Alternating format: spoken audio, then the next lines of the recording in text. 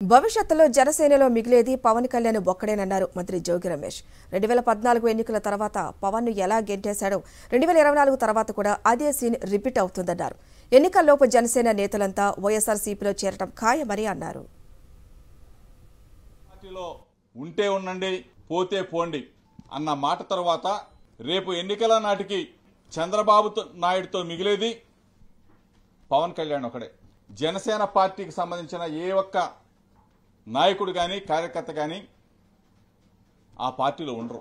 పవన్ కళ్యాణ్ని ఒక లీడర్గా రేపు రాబోయే రోజుల్లో ఒక ముఖ్యమంత్రి అభ్యర్థిగా అందరూ కూడా గుర్తించారు, గౌరవించారు.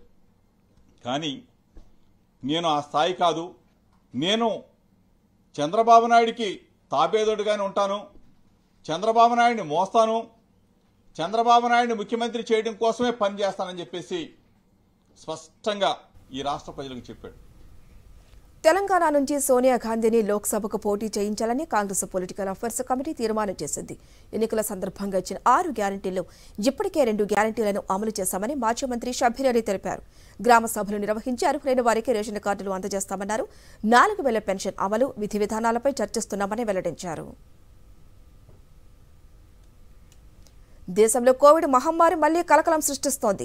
కరోనా కొత్త వేరియంట్ JN1 కేరళలో చాప కింద నీరులా వ్యాపిస్తోంది. దేశవ్యాప్తంగా ఆదివారం ఒక్కరోజే 335 కొత్త కేసులు నమోదయ్యాయి. 5 మరణించారు. ఇందులో 4 మరణాలు కేరళలోనే రికార్డయ్యాయి. ప్రస్తుతం దేశంలో 1701 కరోనా యాక్టివ్ కేసులు ఉన్నట్టు కేంద్ర ఆరోగ్య శాఖ వెల్లడించింది.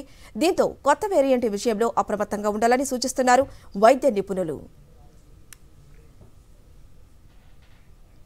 కేరళలో కరోనా కొత్త వేరియంట్ వెలుగు చూడటం, ఫ్లూ కేసులు పెరగడంతో కేంద్రం అలర్ట్ అయింది. రాష్ట్రాలను అప్రమత్తం చేసింది. జిల్లాల వారీగా కోవిడ్ కేసుల పరిస్థితిని సమీక్షించాలని, పాజిటివ్ శాంపిల్స్ ను జీనోమ్ సీక్వెన్సింగ్ కు పంపాలంటూ అడ్వైజరీ జారీ చేసింది కేంద్ర ఆరోగ్య శాఖ.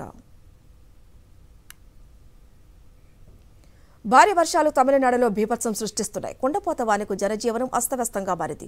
తిరునల్వేలి, తూత్తుకుడి, తెన్కాసి, కన్యాకుమారి జిల్లాలు అల్లకల్లోంగా మారాయి. తూత్తుకుడిలో కేవలం 15 గంటల్లో 60 సెంటీమీటర్ల వర్షపాతం నమోదైనట్టు అధికారులు తెలిపారు. తూత్తుకుడి, టెన్కాసీలో కాలనీలు చెరువుల్లా మారిపోయాయి. ఇల్లు, పొలాల్లో అడుగుల మేర వాననీరు నిలిచిపోయింది. 4 జిల్లాల విద్యాసంస్థలకు సెలవు ప్రకటించారు అధికారులు. విమానాలు, రైళ్ల రాకపోకలకు తీవ్ర అంతరాయం ఏర్పడింది. 90లో ముంబై మహానగరాన్ని గడగడలాడించిన under world don Dawood Ibrahim hospital పాలయ్యాడు. తీవ్ర అనారోగ్యంతో కరాచీలోని ఓ ఆసుపత్రిలో చేరినట్టు సమాచారం. దావూద్పై విషప్రయోగం జరిగినట్టు పాక్ మీడియాలో కథనాలు వస్తున్నాయి. 2 రోజుల క్రితమే దావూద్ ఆసుపత్రిలో చేరినట్టు సమాచారం. భారీ భద్రత మధ్య అతడికి చికిత్స జరుగుతోంది.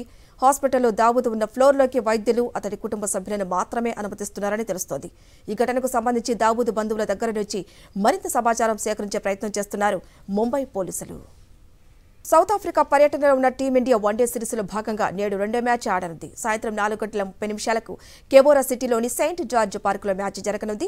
ఇప్పటికే మొదటి మ్యాచ్లో విజయం సాధించి జోరు మీదున్న భారత్ 2వ వన్డేలోనూ సక్సెస్ కొట్టి సిరీస్ సొంతం చేసుకోవాలని ప్రయత్నిస్తోంది.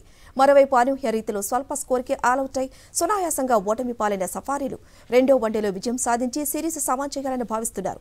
సౌత్ ఆఫ్రికా పూర్తిస్థాయి టీంతో బరిలోకి దిగుతూ ఉండగా వరల్డ్ కప్ ఫైనల్లో ఓటమి పాలైన టీమిండియా కేఎల్ రాహుల్ మినహా పూర్తిగా యువ జట్టుతో బరిలోకి దిగుతోంది.